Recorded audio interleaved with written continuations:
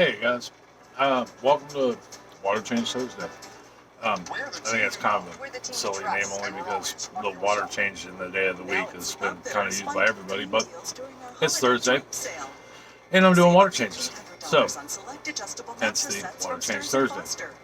Anyhow, today I want to talk about, sorry, I had to adjust my seat. I'm sitting on a metal stool and it swivels and it's a pain in the butt. But anyhow, today I want to talk about uh, how often you should do your water changes. What kind of water changes should you do? Gravel vac, versus not gravel vacuum. Um, I know I personally most weeks do water changes once a week in all my tanks, and I change about 30 to 40% of the water in each of my tanks. Some a little more, some a little less. Um, and I use a pump and a hose that leads to a pipe in my basement that leads out to the septic system. And I fill using a garden hose from my kitchen sink. I don't have the sink down here or any way to fill. But then some people have to use siphon in a bucket. There's several ways to do water changes. But like I said, I do mine once a week. And you should do them at least once a week. But a lot of that depends. I won't even say I do all my tanks once a week. Take that back. But I do most of my tanks, all but one, once a week. Two of them, once a week. So the two I don't do every week, one has my baby rainbows in it. It's a 20-gallon long. And I mean, they are babies, like small juvenile type little babies. And it's heavily planted. So what little bit of waste they do produce, the plants eat up. It saves me a little on fertilizer. I don't have to fertilize it quite as heavy. I still fertilize it with plant fertilizer, but I don't have to change the water every week in it. It's pretty low maintenance. The other tank I don't do, I have some Bolivian rams in the tank upstairs, and there's two of them in it, and it is the heaviest planted tank I have. It's a 15-gallon fluval, and it is more plant than probably water or fish. Well, yeah, I won't say that, but it's heavily planted, so it doesn't get done every week. The waste that those two fish produce is usually eaten up pretty quick by the plants. But my larger tanks, my heavier stock tanks, that's the real thing. When it comes to water changes, how many times you should do it. Like I said, I do mine once a week. If your tank is heavily stocked, you may have to do them twice a week. So there's a lot of factors that play into, how much and how often. I find once a week is a good regimen. It works for most people. You pick a day and you do them. I do mine on Thursdays. And when I do my water change, like I said, I change 30 to 40% of the water depending on the tank, how much is stocked. Like my kind of community tank that's light on community at the moment, it's mostly plecos and Corys. It's heavily planted, heavier leaf planted. And so I don't have to take out quite as much water because those plants need the nutrients. I've got column feeding plants in there. I've got plants that root feed. So, like I say, all root feed, but one feeds from the substrate, one feeds from the water column. And so I don't take as much water out. Those plants need that. Now I do add stuff to it. And I try a little bit of everything. The two brands I've found fertilizer-wise, they all work, but depending on what you want to get out of it. Corey at Aquarium Co-op makes a plant fertilizer that's pretty darn good.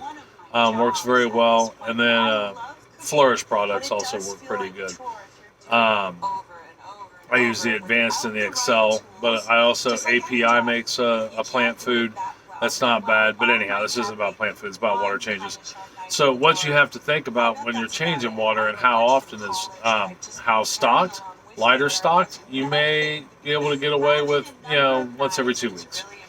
Um, Heavier stocked, at least once a week. If not, I mean, depending on how heavy it is, every 2-3 days.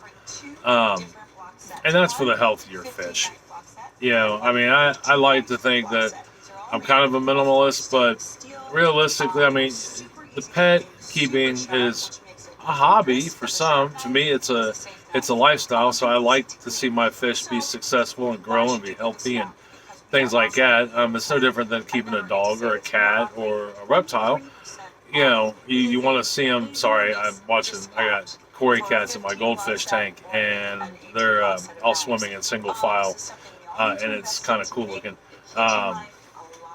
I get easily distracted, especially when it comes to my fish, and I can see both sides of my goldfish tank no matter where I'm at, so it distracts me more. Anyhow, if it's heavily stocked, lightly stocked, at least once a week, or at least or at most, I'd say every maybe 3-4 days. Doesn't have to be a lot. You don't have. It's not like you're changing all the water in your tank, but I mean, even if you just took out 10 to 20%, that would that keeps things in check. It keeps all the ammonia down. It keeps the nitrites and nitrates down, and that's what you're ultimately looking for. I mean, realistically, keeping those three things down and keeping your water aerated, your fish are probably going to be happy. Now, I mean, when you get into some fish as you grow in the hobby and things like that, and you get into what I think of as specialty fish that require a lower pH or a higher pH, then that kind of changes things. But just in the beginning, is it stocked? How heavy is it stocked? Is it a planted tank? Is it a not planted tank? My convicts, they have a few live plants in it, and some moss, but not a whole lot. And that's just to help control things a little better. I'm trying to think of a tank I don't have plants in. My blood parrots, I don't have plant one in there. They'll tear them up. My goldfish do not have one live plant in it. They tear them up. So they get bigger water changes, no more frequency, but their water changes are closer to 40% to help contribute that. Now, both those tanks have algae on the back glass. A lot of my tanks have algae on the back glass, and I do that by design.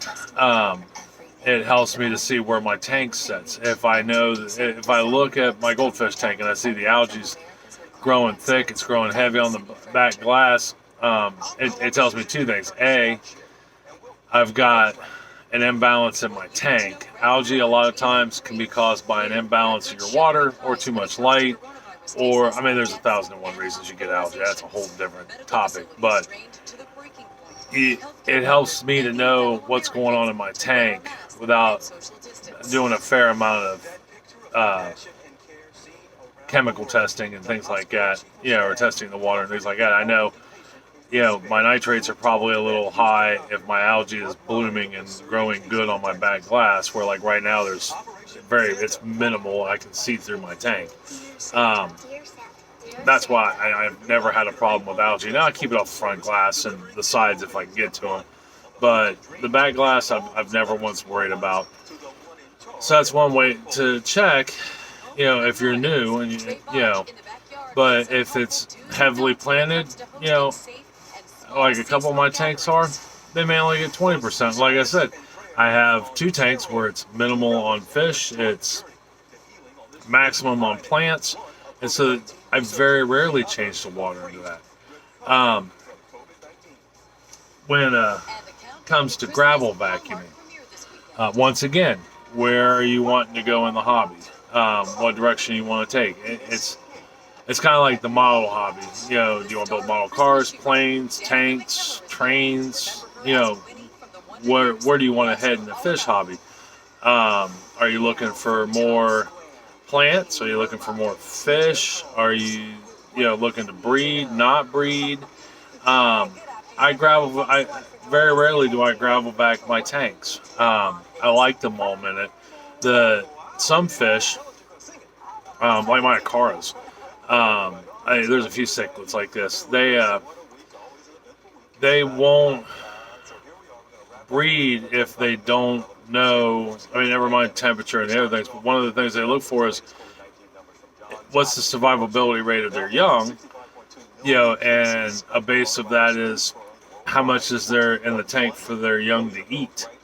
Like I said, not all fish are like that. Some fish just breed. My convicts, they just breed. If the temperature's right, they breed. But are you looking to breed?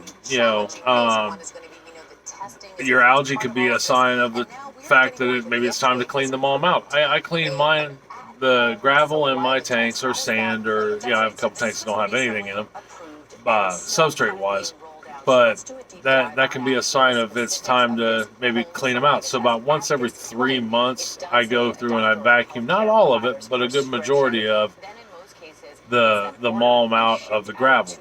Like I said, I don't do it a lot, and I did it even less when I was breeding fish because I wanted that malm. Or if you have plants that are root feeders, from substrate feeders, you'll want that malm in there. It provides nutrition for your plants. So you may not want to do it as often or near the plants, for that matter. Because once, like I said, that it's rich in nutrition, that malm is.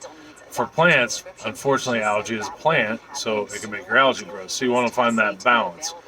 Most fish tanks are all about balance. But those are the two things I wanted to say. There is no set rule to water changes. It's not you have 12 fish, the tank's this size, you do it every other day. That's not the way it works. I'll tell you one thing you could do, especially if you're new to the hobby, is in my last week I talked about the API test kit. Sorry, I keep pointing over there, but that's where it is. When you're new to the hobby, test your water. Say you get, you've got a 30-gallon fish tank, which is probably the best fish tank to start with.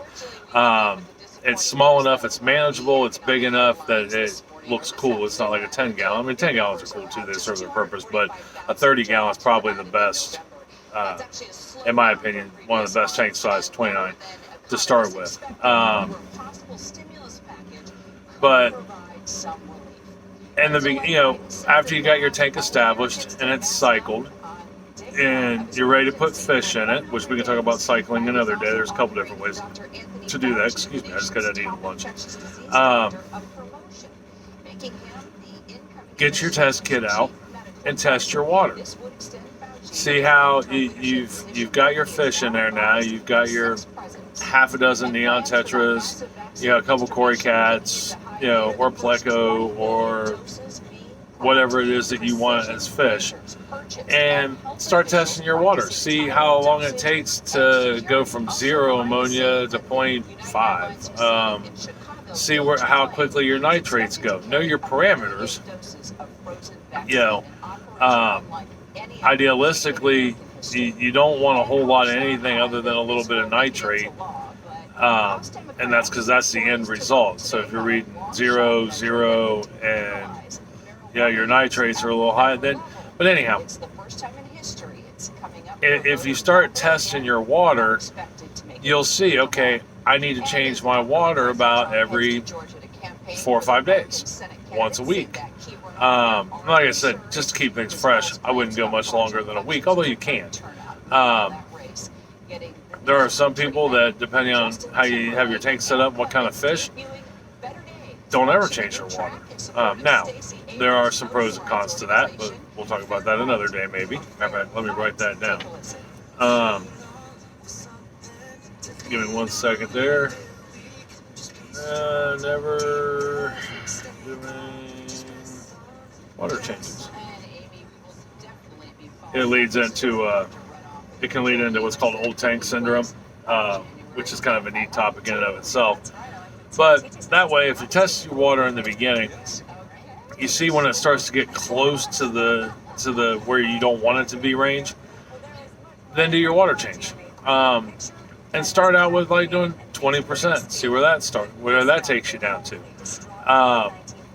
The more frequently you change your water, the less water you have to take out to keep your parameters in check, with very few exceptions.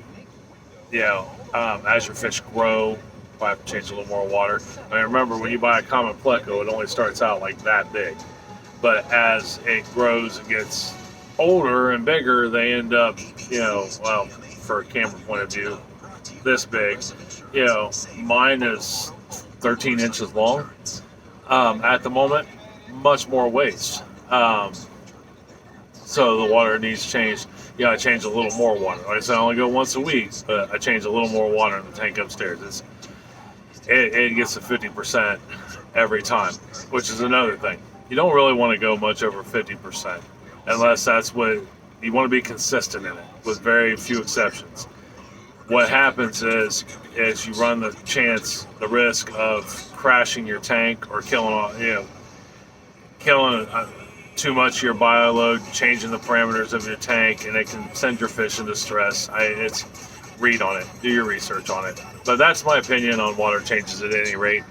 And gravel vacuum. Gravel vac when you feel it's necessary, or like some of your algae's getting out of control or whatever.